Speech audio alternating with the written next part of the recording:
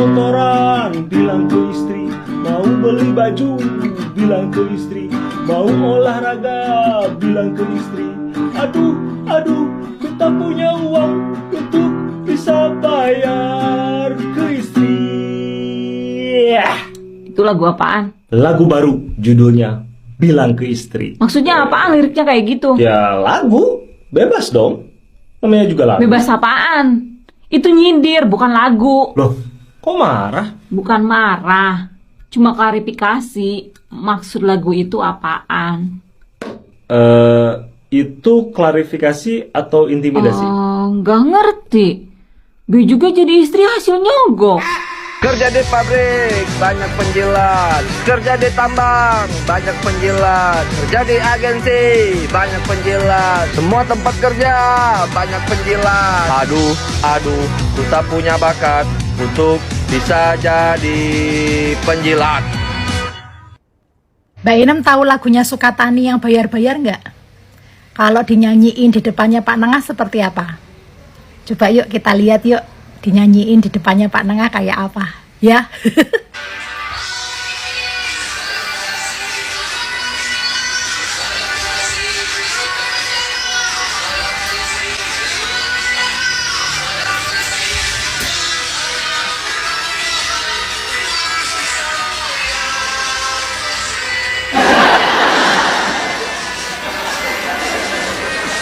Lihat kan ekspresinya Pak Nengah.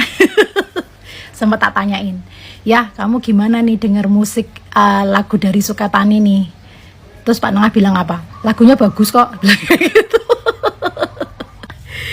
Ya Pak Nengah itu selalu bilang begitu ya. Dia bilang dia nggak anti kritik ya. Dia selalu bilang aku nggak masalah sih mah kayak gitu. Yang penting aku konsentrasi dengan pekerjaanku. Aku bertanggung jawab melakukan apa yang menjadi tugasku, melayani masyarakat.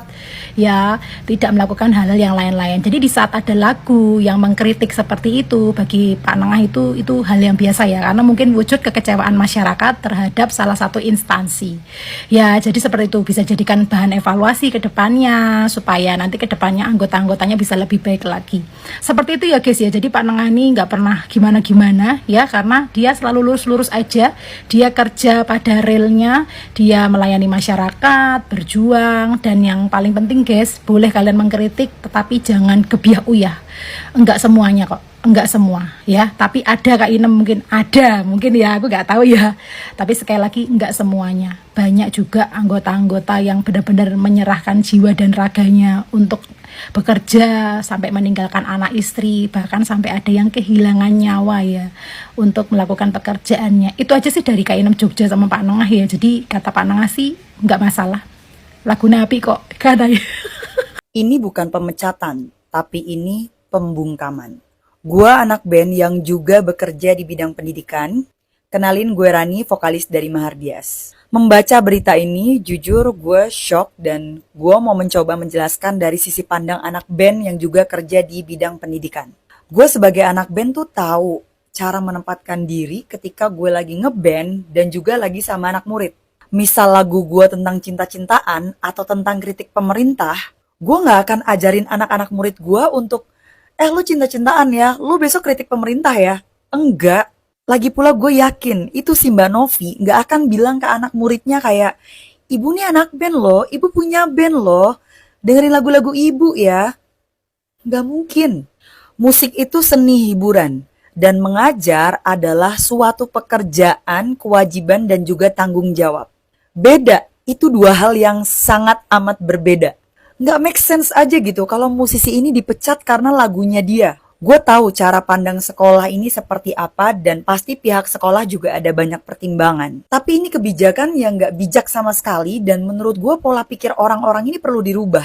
Si Mbak ini tuh nggak kriminal loh, kecuali dia melakukan tindak asusila ke anak muridnya atau melukai anak muridnya. Baru make sense dipecat. Ini tuh dia cuma mau menyampaikan cara pandang dia lewat lagu, ngapain dipecat woi? Ada pihak yang nggak terima kah? Atau gue nggak tahu, tapi gue paham.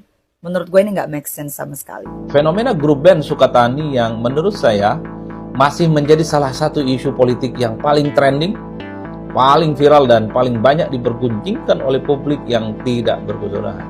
Jadi tidak mengherankan ketika tiba-tiba grup band ini meminta maaf, banyak sekali pihak yang menengarai. Jangan-jangan ada intimidasi, seakan-akan mengkritik orang, mengkritik institusi maksud saya di negara kita ini adalah sesuatu hal yang langka. Seakan-akan memberikan kritik di negara kita ini adalah barang mewah.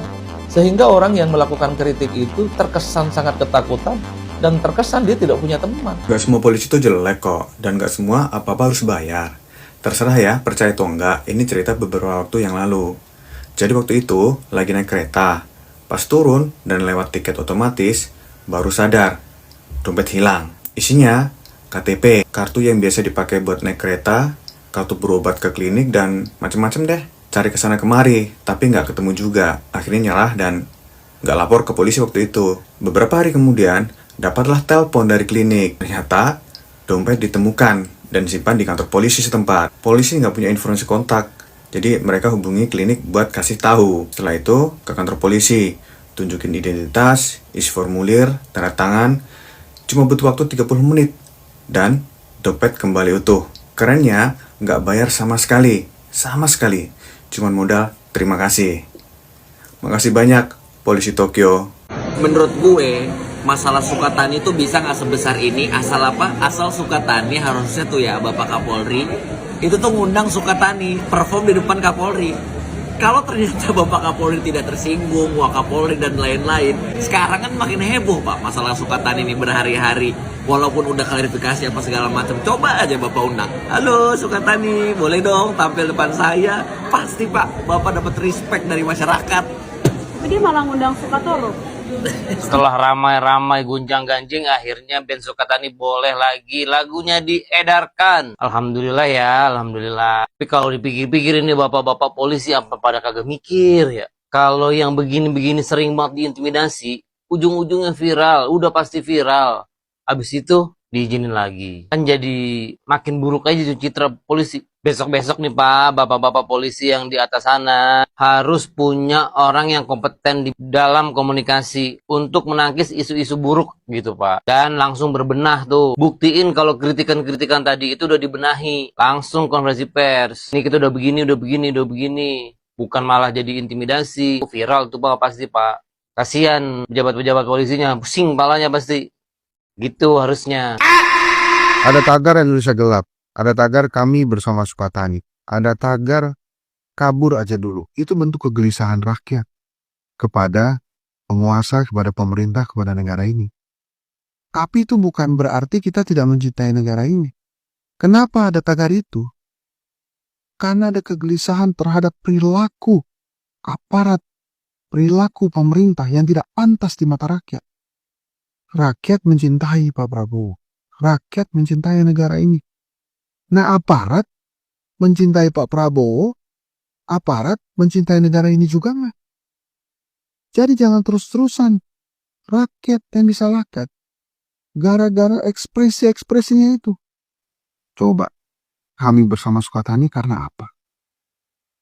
Karena pelarangan aparat terhadap sebuah karya seni kan?